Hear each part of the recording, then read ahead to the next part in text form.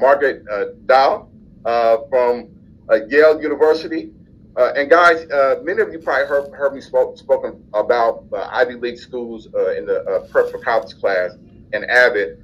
Yale University was founded in 1701. It's an Ivy League school in New Haven, Connecticut. And guys, the interesting thing about Yale is that it's actually the oldest institution of higher education, founded in 1701 in Connecticut. So they have questions. This first question is for Ms. Dahl at Yale. Can you talk about what makes Yale so significant in terms of Ivy League schools, and what makes it so unique? Well, first of all, let me say that the Ivy League was originally founded simply as an athletic conference. So it is an athletic conference. It is not like the athletic conference that most of you think of, but that's what the Ivy League itself was originally founded as. It's 8 colleges that all back then had similar academic goals and athletic goals, which were, good athletics, but not, super athletics.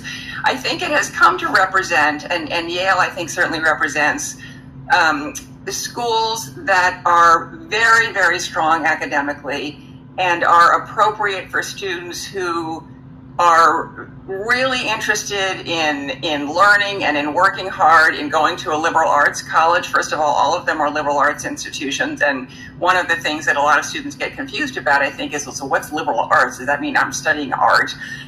Liberal arts institutions embrace everything from STEM subjects to the humanities to the social sciences, and it's kind of a philosophy of education that you're going to study broadly. Whatever you major in, you're still going to take courses in other disciplines, and you will sort of learn how to think rather than just learning a particular discipline.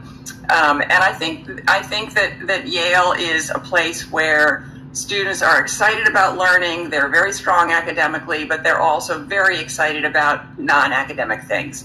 And certainly in the admissions process, we look at sort of what else students do. How do they spend their time? Do they love to do music or athletics or community service, or do they have family responsibilities, or do they spend time studying insects in their backyard? I mean, what do they get excited about? Because one of the things that I think distinguishes places like the Ivy League is that the students are very, very serious about their studies, but they're also very, very serious about other things in their lives as well. And they, so you're going to school with kids who are passionate about what they do and who are very, very diverse in background and interests. Wow, that's so amazing. And I thank you for that answer. What's so interesting is that a lot of students and people, they see these sweaters or shirts that say Harvard, Princeton, Yale, but they actually don't know what it really means or about the Ivy League. So I thank you so much for breaking that down. When people say, I want to attend an Ivy League school, or I want to go to Yale or Princeton or these schools, I'm always fascinated, and I wonder if students really know what it takes to get there. Margaret, and you go out into the schools and you talk to students and teachers, but can you kind of talk about the freshman profile? Explain what that is for Yale University last year. What do you look for? What was the profile of most students that you accepted? So, yeah, I think, as I mentioned before, the students who come to Yale are very, very motivated academically. Probably, more than 95% of them are in the top 10% of their class. We don't just look at GPA, because GPA, are the grades weighted or not weighted? Some high schools will give extra points for honors courses or AP courses. Some don't, so that you have to dig into the transcript itself to see what kind of a program students have taken and whether they've taken the most rigorous classes they could at their school, whatever that means. And so our admissions officers look at applicants within their high school, because they may have had great opportunities or they may have had very limited opportunities. And we sort of adjust. Talked a lot about that before, but one of the things I want to do to try and just very briefly break down maybe the stereotypes you have of who goes to Ivy League schools. It is not all white private school kids, which a lot of people may still think is the case. Our freshman class is 54% students of color, and that breaks down about 14% African American, about 19% Hispanic, 24% Asian American, 3% Native American, and 21% of them are first generation.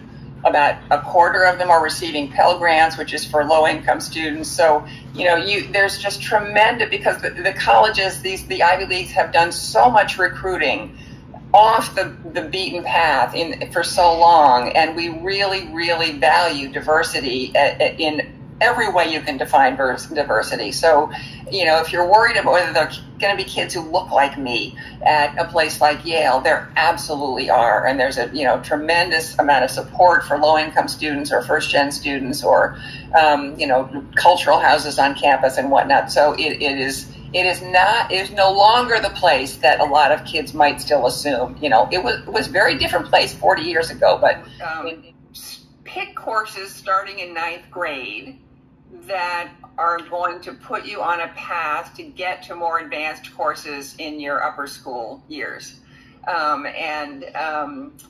Often one of the things that can be challenging is if you're not in math in particular, if you don't get on a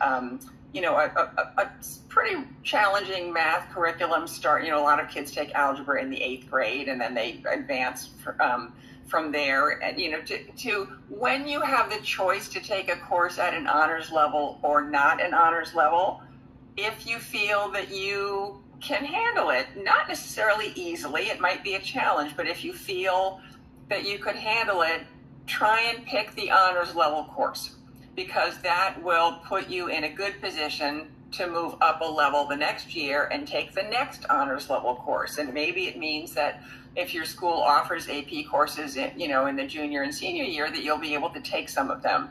So I think that, the best thing you can do is always think about what's the course that's going to challenge me. Because the rigorous colleges, whether they're Ivy League or not Ivy League, and there's nothing magic about the Ivy League. As I said, it was started as an athletic conference. But if you want to go to a highly selective college, you need to look like somebody who is interested in being challenged. And in high school, the way you show that is that you pick challenging courses when you're given an option.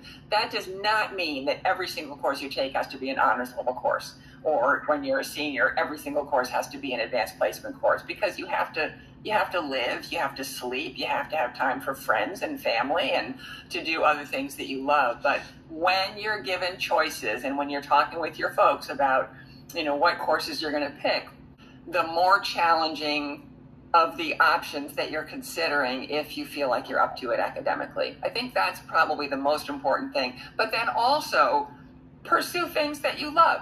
I mean, the selective colleges are mostly residential communities, and so they want to know that the people they bring into their community are going to contribute. They're going to do things. They're going to be engaged. They're going to get involved with campus activities. They're going to lead campus activities. They're going to start campus activities. And so, don't hold back from joining things, and don't ever ask, will this look good for college?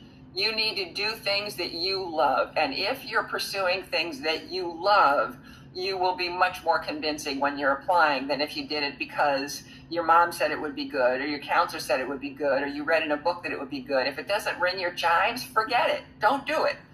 So that's what I would say.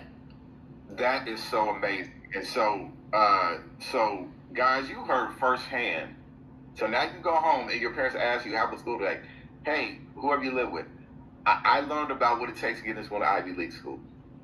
And the one thing that stood out is that, number one, rigor, challenging courses, but also be well-rounded and do things you love. So I'm so glad you said that.